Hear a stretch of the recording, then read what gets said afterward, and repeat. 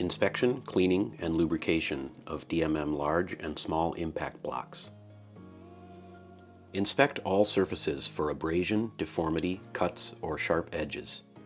The sheave should rotate freely around the load spindle. Check that both end caps and the load spindle are secure.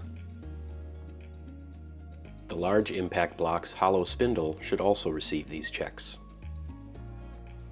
Ensure that the hauling loop is in good repair.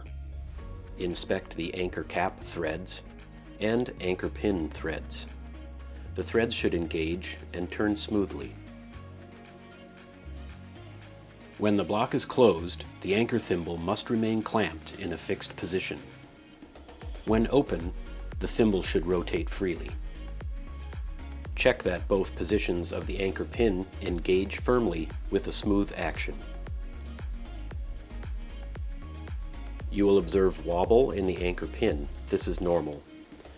The sheave will slide back and forth on the load spindle, and you will observe wobble in the side plates. For cleaning, immerse the block in lukewarm soapy water and agitate. Spin the sheave to help dislodge debris. Using a soft bristle brush, clean the threads and other areas of the anchor pin.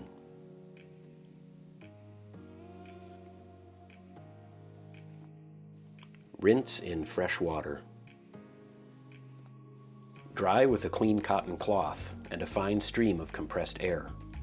To lubricate the anchor pin assembly, use a quality light oil. Lubricate the threaded areas and the entire length of the anchor pin.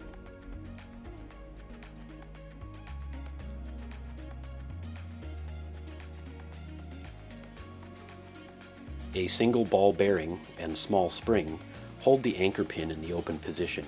These also require lubrication. Turn the block upside down and apply oil liberally to ensure adequate lubrication of the spring.